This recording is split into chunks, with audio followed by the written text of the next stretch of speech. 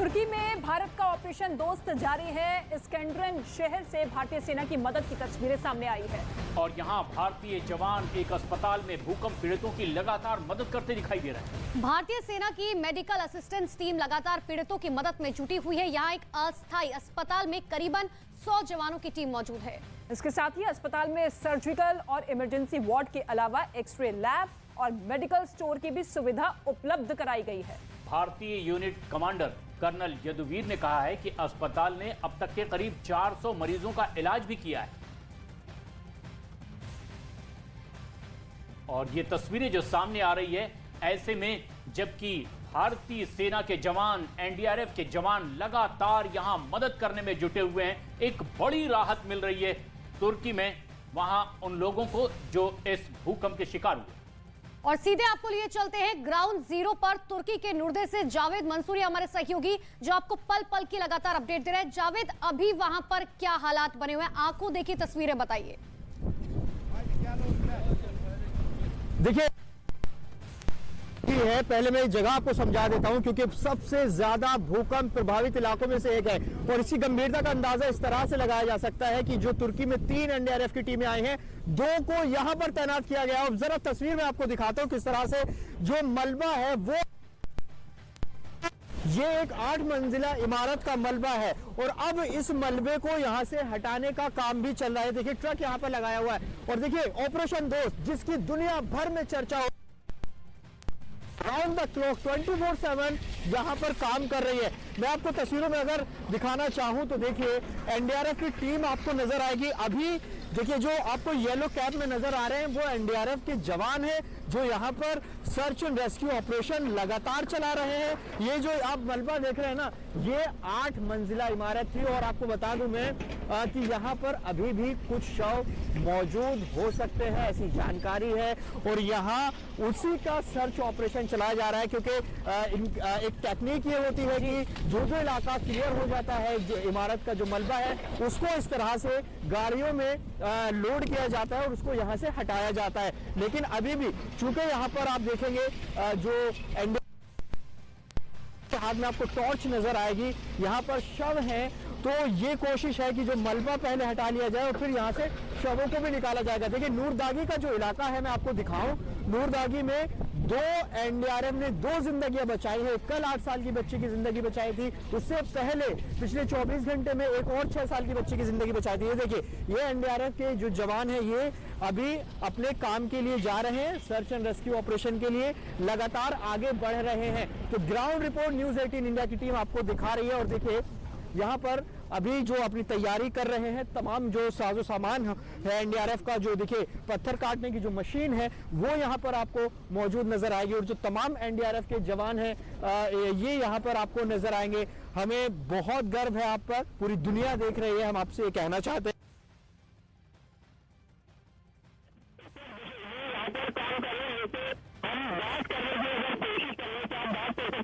आप बात कर सकते हैं सर, अगर आप बात करें थोड़ा सा बताएं कि किस तरह से ऑपरेशन चल रहा है, क्या चैलेंज आ रहे हैं आपके सामने? अभी वहाँ पर कुछ विक्टिम होने की संभावना है जिसको हम वीएलसी कैमरा के थ्रू अभी हम देखेंगे, उसको डिटेक्ट करेंगे और हमारे पास में भी विक्टिम लोकेटिंग कैमरा है जिसको अभी यूज करेंगे।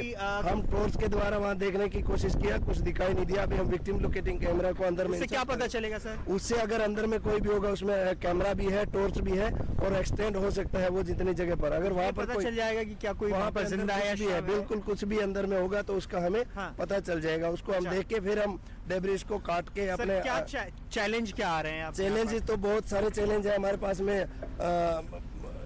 जगह इतना नहीं है कि उसको देख पाए और उसके ऊपर में मलबा इतना भारी बिल्डिंग पूरा गिरा हुआ है तो उसको काटना और बड़ा मुश्किल काम है। देखिए ये कह रहे हैं कि बहुत मुश्किल काम है, इनको पता चला है। देखिए ये अभी आप देखेंगे यहाँ से जा रहे हैं और ये तस्वीर आप देख लीजिए किस तरह से यहाँ एनडीआरएफ है वो यहाँ आपको विजुअल आपको दिखा रहे हैं।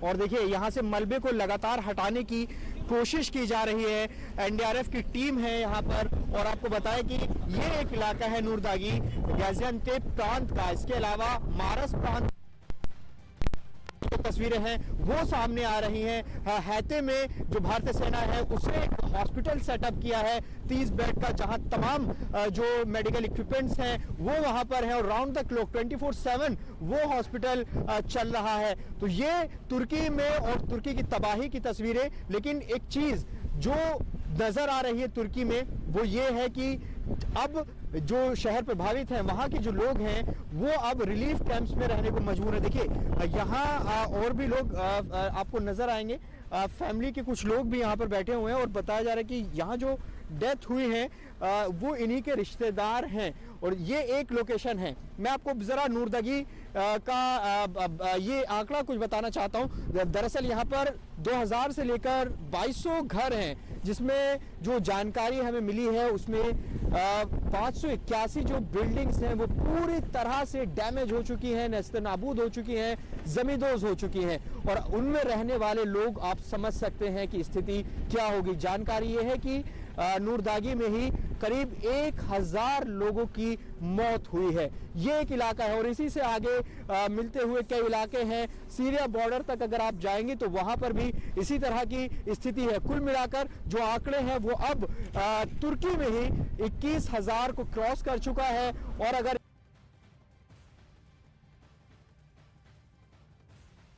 बिल्कुल जावेद, मुश्किल हालातों का सामना करते हुए किस तरीके से एनडीआरएफ टीम जो है रेस्क्यू ऑपरेशन को अंजाम देती हुई नजर आ रही है। हालांकि तुर्की में इस वक्त भारत की 3 एनडीआरएफ की टीम मौजूद है और आप देखिए इस शहर में 2 एनडीआरएफ की टीमें मौजूद हैं और ऐसे में न केवल लोगों की जान बचाने की कोशिश है बल्कि तमाम सुविधाएं पहुंचाने की भी जद्दोजहद में जुटी हुई है हमारी भारतीय सेना।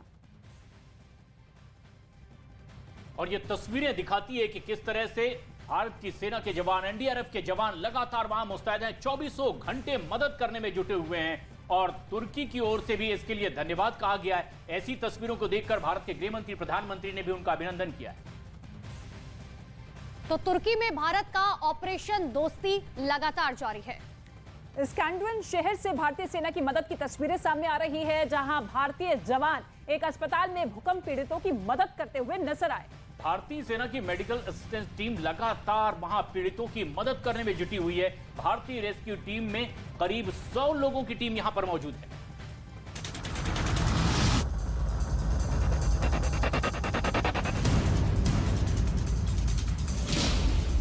सुरक्षा और सेवा का महासंकल्प।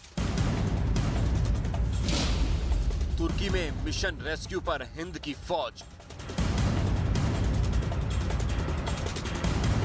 तुर्की के लिए संकट मोचक बने इंडियन आर्मी के जवान। मलबे में दबी जिंदगी के हिफाजत का फुल प्रूफ प्लान तैयार।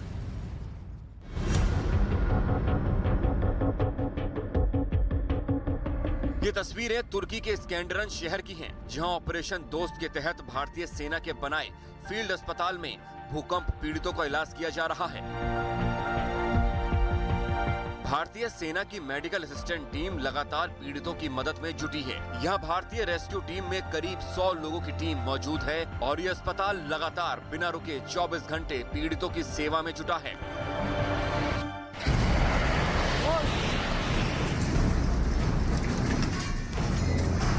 तुर्की जब सोमवार को भयानक भूकंप से दहला तो भारत की तरफ से सबसे पहले मदद का हाथ बढ़ाया गया। भारत की तरफ से चारों ओर मलबे से घिरे और त्रासदी का सामना कर रहे तुर्की को ऑपरेशन दोस्त के जरिए लगातार मदद भेजी जा रही है। स्कैंड्रन में बनाए गए इस अस्पताल में हर वो सुविधा मौजूद है जो भूकंप पीड़ितों के इलाज के लिए चाहिए। एक्सरे, वेंटिलेटर, आईसीयू की स्पेशल सुविधा सेना के इस अस्पताल में है।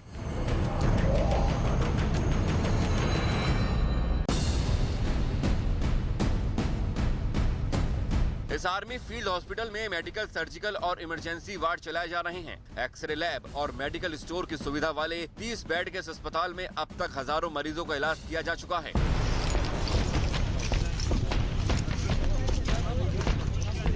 उधर इंडियन आर्मी के साथ साथ एनडीआरएफ की टीमें भी ऑपरेशन दोस्त के तहत तुर्की में रेस्क्यू ऑपरेशन कर रही हैं और तबाही के जख्मों पर मरहम लगा रही हैं।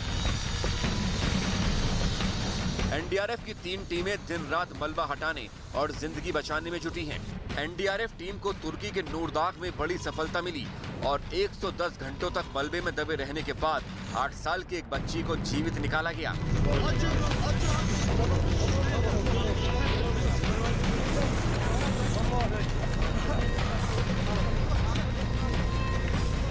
इससे पहले एनडीआरएफ की टीम ने एक 6 साल की बच्ची को भी बचाया था।